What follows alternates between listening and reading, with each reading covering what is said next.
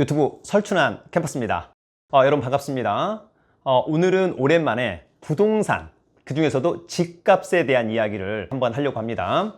왜냐하면 요즘에 그만큼 집값에 대해서 관심이 많고 질문들이 엄청나게 많이 오고 있습니다. 제가 작년 10월, 11월경에 집을 팔려고 하는 분들은 지금 가장 고점에서 당당하게 팔 수 있는 타이밍이다 라고 이야기를 했었고, 몇몇 분이 그런 영상을 보고 실제로 매도하신 분이 있었습니다. 그러나 윤석열 정부가 들어서면서 잠시 호가가 떴을 때 잘못 팔았나? 그러다가 최근에 집값이 하락하면서 오히려 그때 팔았던 가격이 가장 최고의 고점이었다, 감사하다라고 하는 그런 멘트가 있었습니다. 사실 잘 되면 본인 탓, 안 되면 남 탓, 그것은 여러분 인지상정인 것이니까 충분히 이해할 수 있다. 또한 여러분, 재테크, 특히 주식이나 부동산이 약간 좀 결과론이죠. 그때 주식을 살 걸, 그때 팔 걸, 그때 아파트를 살 걸, 그때 아파트를 팔 걸. 여러분, 이게 무슨 의미가 있습니까? 정말 아무 쌀데기 없는 무의미한 멘트라고 저는 생각합니다. 여러분 동의하시죠? 요즘 저의 부동산 수강생분들, 또 오히려 주식 수강생분들, 그리고 이제 과거의 수강생분들이 저에게 가장 많이 하는 질문 두 가지가 있습니다. 교수님, 앞으로 집값은 어떻게 될까요? 그리고 또 하나는 언제 팔아야 할까요? 사실 과거랑은 좀 사뭇 다른 거죠. 한 1년 전만 하더라도 저한테 가장 많은 질문 중에 하나가 뭐였냐면, 교수님, 언제 사죠? 언제 사죠? 또 언제 사죠? 그리고 어디를 사죠? 어디를 사죠? 이런 것들이 많았다라고 한다면 지금은 완전히 역전된 그런 분위기, 심리가 바뀌었다, 이렇게 좀 보면 좋을 것 같습니다. 여러분들은 앞으로 집값이 어떻게 될 거라고 생각하십니까? 사실 여러분, 앞으로 집값 향방에 대해서 가장 중요한 것은 사람들의 심리입니다. 어찌 보면 사람들의 욕망, 욕심이라고 봐도 무방할 것으로 생각합니다. 여전히 앞으로 집값이 오를 것 같다, 그러면 여전히 매수에 강하면서 가격은 강세. 반면에 앞으로 집값 떨어질 것 같아, 그럼 오히려 매도, 그리고 가격은 하락. 이것은 당연한 거 아닐까요? 그런데 여러분, 지금은 방향성이 이미 정해진 것 같습니다. 오를까? 내릴까? 이런 개념이 아닙니다. 내린다에 거의 99% 이상이 동의하는 것 같습니다. 사실 저는 개인적으로 작년 이맘때쯤만 하더라도 하루에 카톡이나 문자 많이 왔었죠. 지금도 어디 가서 뭘 사겠다. 그전에는 물론 더 많았었습니다. 그 카톡과 문자의 내용은 그런 거죠. 오늘은 어느 지역에 왔다, 어느 아파트 단지에 왔다, 어느 빌라, 어느 다가구, 중개업자를 만났다, 이 지역의 호재는 뭐라더라, 매수를 할까요? 또 등기부에는 뭐가 있는데 이것은 또 어떻게 해결할까요? 등등등. 그리고 또 계약서는 어떻게 작성해야 될까요? 중간에 중개업자가 있음에도 불구하고 저한테 그걸 물어보는, 정말 아이러니. 그럼에도 불구하고 당시에는 정말 무섭구나, 시장이 정말 끝나지 않는 건가? 사실 당시에 부동산 어떤 안정론 또는 하향론 이런 얘기를 하면 사람들이 반발하죠. 무슨 소리냐, 지금까지 7년 동안 아파트 가격이 떨어지지 않았는데 앞으로 떨어진다는 게 말이 되냐, 앞으로 10년, 20년 그냥 주구장창 우상향. 사실 여러분, 그런 건 정말 없는 거죠. 그럼에도 불구하고 지금 이 순간 또 그런 사람이 있습니다. 지금 잠시 숨 고르기일 뿐, 조만간 또 떡상한다. 야, 이거 쉬운 게 아니죠 여러분. 일단 언론이 여러분 가장 먼저 시장을 제대로 읽었다기보다는 이슈를 만들려고 한다. 그리고 조회수를 늘리기 위해서 어느덧 대세 하락론을 꺼내들기 시작했습니다. 먼저 선수를 치고 나간 거죠. 여러분, 이제 언론이 또 끌고 나가면 시장에서도 약간 끌려가는 그런 부분이 있습니다.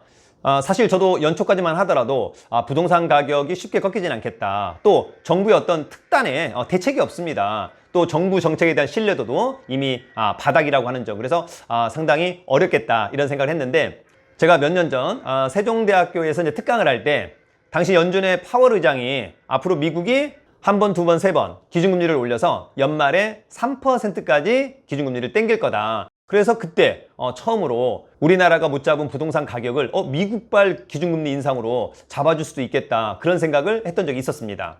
그런데 그 이후에 오히려 미국의 그 기준금리는 내려갔습니다. 그래서 우리나라 부동산 가격에 특별한 영향을 주지 못했는데요. 그러나 지금 미국발 기준금리 인상이 우리 금통위의 기준금리 인상으로 이어지고, 이후에 이 기준금리가 부동산 시장을 직격하고 있다, 직격탄을 날리고 있다, 이렇게 이야기해도 무방할 것으로 보입니다. 최근 제 주위에 아파트를 지금의 시세대로 사고 싶다라고 이야기하는 사람은 하나도 없습니다. 오히려 이런 사람 많습니다. 한 4, 5년 전에 한 5억, 그러나 지금의 가격 한 10억에서 11억. 그런 아파트 지금 한 7억 정도에 나오면 매수하겠다. 여러분 이런 분들은 꽤 있습니다. 그러나 지금의 시세 11억, 10억 이 정도는 전혀 살 마음이 없다. 오히려 9억도 살 마음이 없다.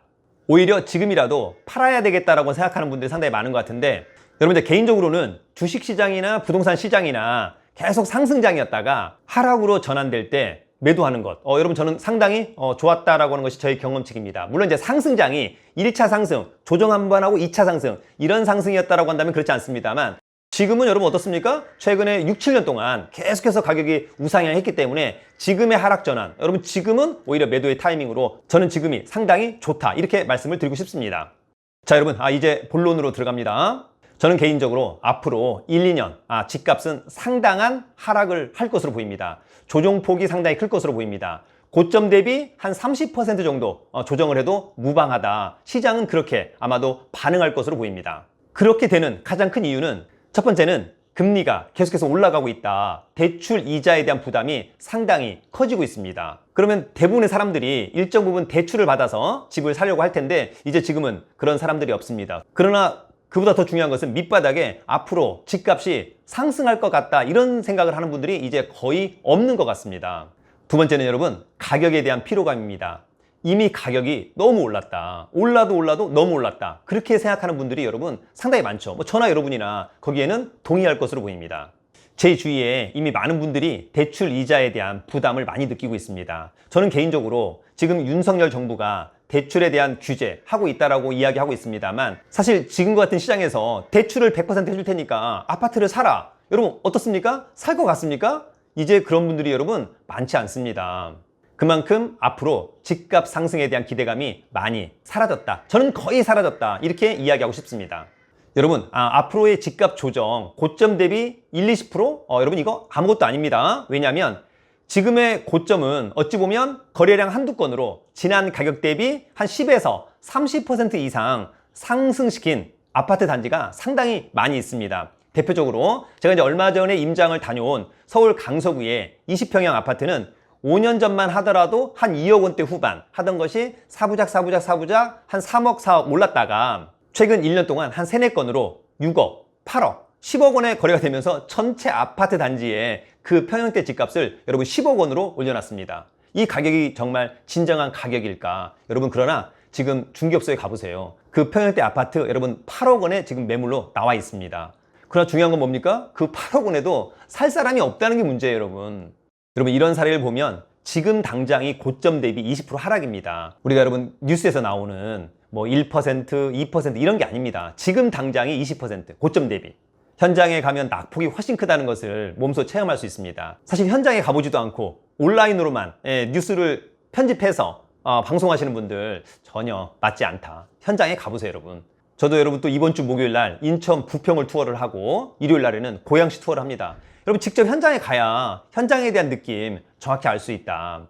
개인적으로는 만약 집을 팔겠다고 한다면 지금 당장 파는 것이 저는 가장 좋은 가격이다. 앞으로 한 2년 내, 그리고 집을 사겠다고 한다면 저는 지금은 아닌 것 같다. 못해도 한 2년 정도 전세 살다가 관망해봤다가 2년 후에 판단하자. 그래도 여러분 전혀 늦지 않을 것 같습니다. 여러분 많은 부동산 관련 카페나 부동산 방송 또 유튜브 방송 등을 하시는 분들, 이런 분들은 사실 집값이 떨어지면 이제 여러분 할 일이 없을 수 있습니다. 서울에서 뭐 수도권 지방까지 다 훑었거든요. 뭐 10억짜리 20억짜리 지금 뭐 1억 원 이하 등등등 더 이상 이제 할 게 없습니다. 그래서 요즘에 유튜브나 또 부동산 강의하시는 분들이 또 가장 많이 언급하는 게 똘똘한 집 한 채입니다. 물론 여러분 똘똘한 집 한 채 실수요자 입장에서 있어야 한다. 여러분 일리가 있고 동의하는 부분이 있습니다. 그러나 여러분 똘똘한 집 한 채 비싸게 사야 됩니까? 말도 안 되죠. 싸게 사야 됩니다. 여러분 싸게 안 사면 오히려 마음의 병이 생깁니다. 제가 하나 예를 들어 볼게요. 아는 지인분이 작년 말 정도에 경기도에 30평형대 아파트를 10억 원에 매수했습니다. 자기 돈 4억 원에다가 신용대출 1억, 담보대출 5억. 그래서 여러분 10억 원짜리 아파트를 샀어요. 기분이 좋았죠. 당시에는 뭐 이제 나도 벼락거지가 되지 않는다. 나도 이제 집 하나 있다. 뭐 물론 여러분 좋죠. 근데 여러분 그 10억 원 하던 아파트 지금 한 6, 7개월 지났잖아요. 지금 호가가 여러분 8억 원이에요. 호가가 8억 원입니다. 아무도 사지 않는 호가가 8억 원. 회사원인데 여러분 2억 원 모으는 게 여러분 쉬운 이야기가 아니잖아요. 여러분 이러한 집값 업이 있으면 반드시 다운이 있습니다. 집값 하락은 없다라고 했던 분들 앞으로 여러분 1, 2년 동안 한번 집값 흐름을 한번 잘 살펴보는 것도 저는 오히려 중요한 공부가 되겠다. 사실 지금의 이런 시기에는 서울을 포함한 수도권, 지방 저는 둘 다 상당히 좀 약세장을 면치 못할 것 같다. 물론 뭐 지금 세종, 대구 어렵습니다만 앞으로 수도권을 넘어 서울까지도 여러분 아마도 하방 압력을 상당히 받을 것으로 보입니다. 여러분 이미 너무 많이 떴잖아요. 개인적으로 이렇게 집값, 특히 이제 아파트 가격이 조정을 많이 받을 때 가장 먼저 회피해야 되는 종목은 여러분 재개발 지역의 물건들입니다. 원래 이제 재개발 지역의 물건들은 주위 아파트 가격이 높기 때문에 재개발에 대한 어떤 열망, 시세 차익 많이 기대하는데 주위 아파트 가격이 떨어지면 여러분 재개발 시장에 대한 흥미 많이 떨어지는 거잖아요. 그것은 당연지사입니다. 여러분 부동산이나 주식시장이나 사실 뭐 정답을 알기는 어렵습니다. 또 답은 없다 이렇게 생각할 수도 있습니다. 본인의 어떤 투자 전략, 또 본인에게 잘 맞는 옷을 입어야 하겠다. 여러분 오늘은 앞으로의 어떤 부동산 가격, 특히 집값 어떻게 해야 할까, 또 지금이라도 팔아야 할까 이런 질문들이 많아서 오늘 영상을 준비했고요. 혹시 아파트를 또는 집을 매수하고자 하는 분들은 앞으로 한 1, 2년 정도는 관망해보는 것도 저는 하나의 좋은 투자 전략이라고 생각합니다. 그러나 여러분 또 좋은 투자의 시기는 반드시 온다라고 하는 점, 조바심은 여러분 절대 금물입니다. 다만 저와 여러분에게는 늘 행운이 함께하기를 희망하도록 하겠습니다. 여러분 오늘은 여기까지. 여러분 파이팅!